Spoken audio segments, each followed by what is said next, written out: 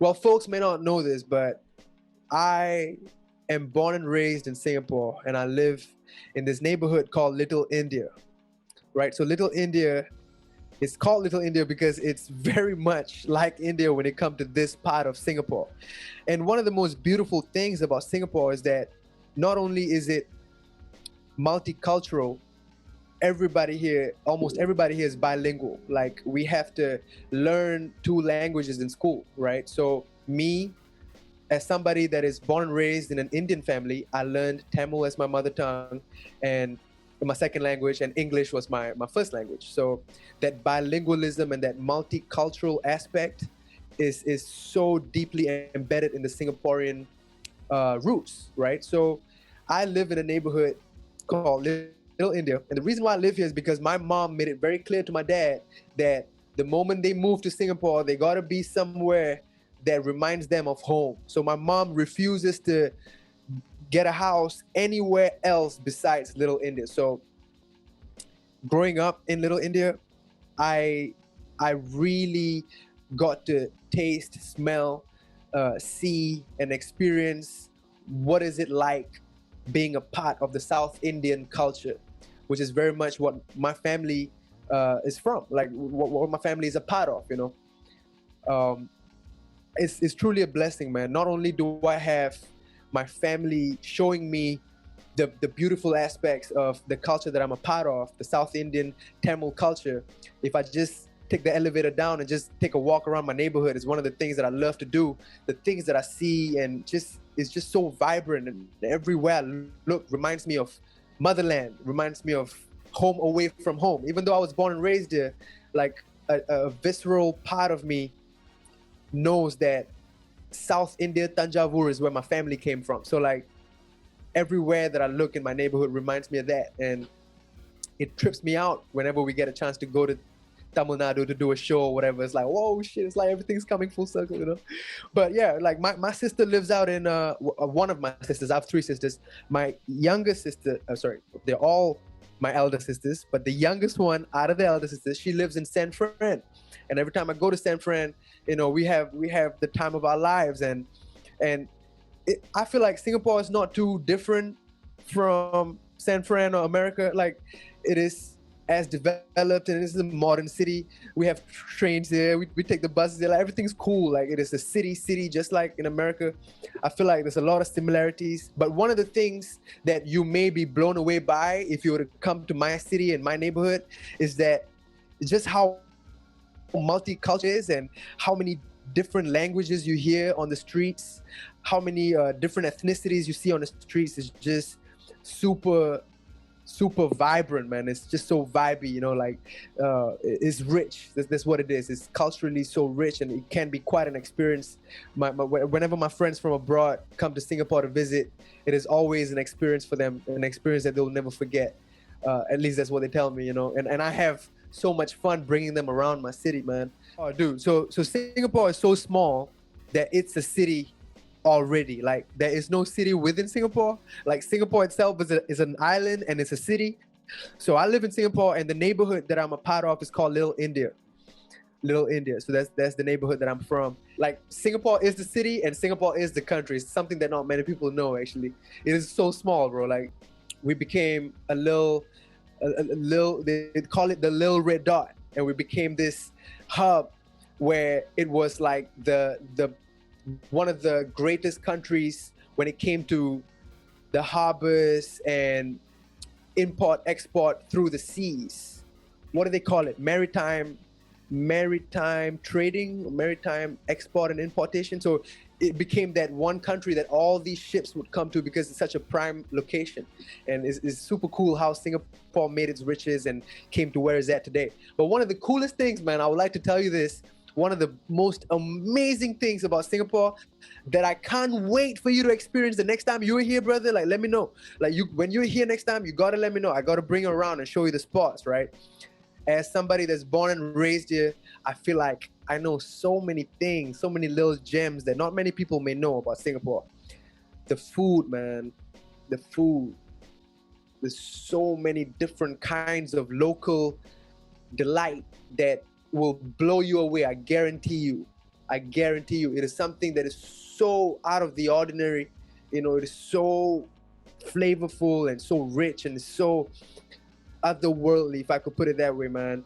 Like some of the local delights, stingray, like Hokkien mee, char kway teow, murtabak, like, bro, the list goes on. The food is something that people die for when it comes to Singapore, right? So the next time you're here, you gotta hit me up. I'm gonna bring you around to all the hot spots, all the things that you gotta try. We're gonna dedicate one entire day just to try the different items that you can only get, or you can not only get, but you can get to try in Singapore. You know, one of the things that I gotta say, when it comes to the scene here in Singapore, the hip hop scene here in Singapore, I would like to bring some light on hip hop in Asia, in Southeast Asia to be specific. So, you know, everything started from New York, man, many decades ago. It all started from there, right? The mecca of hip hop, right? Took a couple of years, took like maybe 2 decades for it to, maybe a decade for it to spread to different parts of the world. So what is happening right now, I feel like we are living in one of the most exciting times for hip hop as a culture, because hip hop has successfully made its way to Asia, and every artist in Asia, regardless of their ethnicity, regardless of their culture, regardless of the language they speak, they are so affected by the culture of hip hop that they've took it all in, they've consumed enough to take it all in, to contextualize within themselves, to localize it, to give it their own spin and give it their own twist, and voila, we have a whole new product. We have a whole new thing, just like how I'm mixing my own thing and putting my culture on the map with through hip hop as an art form. There's so many people, so many amazing, talented artists all throughout Southeast Asia that are doing their own thing. And if you look at all the artists in Def Jam Southeast Asia, they're guys from Philippines, from Indonesia, from Malaysia, from all these different countries. They all rap in different languages. But when we get together in the same room, we're sharing the same kind of passion and enthusiasm for rap, for hip hop as a culture, as an art form, right? So we are living in, I would say, the golden era for hip hop in Asia, and it is trickling down to every little corner of Asia. So in Singapore, coming to the question that you asked me, the community and the hip hop culture here in Singapore, it is still at the stage where it is growing, right? It is growing. It has been around. It has been around. Don't get me wrong. It's been around for maybe a decade or two. There's been rappers here that have been, you know, as affected and as inspired by the culture, like how I am right now. But the real shift is starting to happen right now. The last 5 years, we are starting to see the real shift here in Singapore's rap scene. All of a sudden, there's been a wave of new MCs, new rappers. Now they see that rapping and building a career through rap is possible, you know? It took for guys like me and Faris to kind of just go out there and do it. Just fucking do it, right? Just become a rapper. Like put yourself out there, release rap songs, release freestyle videos and cypher videos. Let people see that, hey man, listen, doesn't matter where you're from. It doesn't matter that you're from this small country called Singapore from Asia.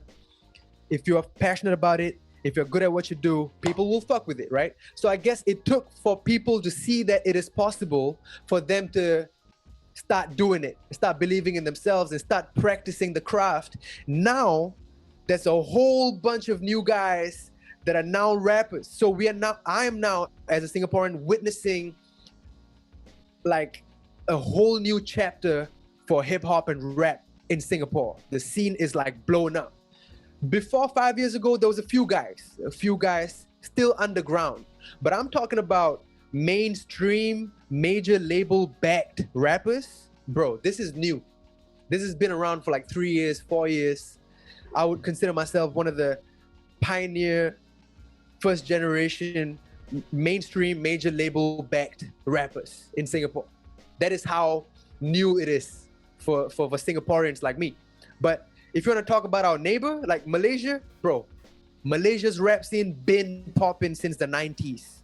Been popping. They've been putting it on the map for decades, bro. Like you should look up. I mean, you should probably know, bro. Joe Flizzo, Too Fat, Sona One, some of the biggest names from Malaysia, and they've been rapping for 10, 15 years, 20 years, and these are the guys that kind of mentored me and took me under their wing at the very early stages of my career. You know, kind of they were like the father figures, you know, the godfathers of Asian rap, you know, for guys like me that just started out, for young guys like me especially.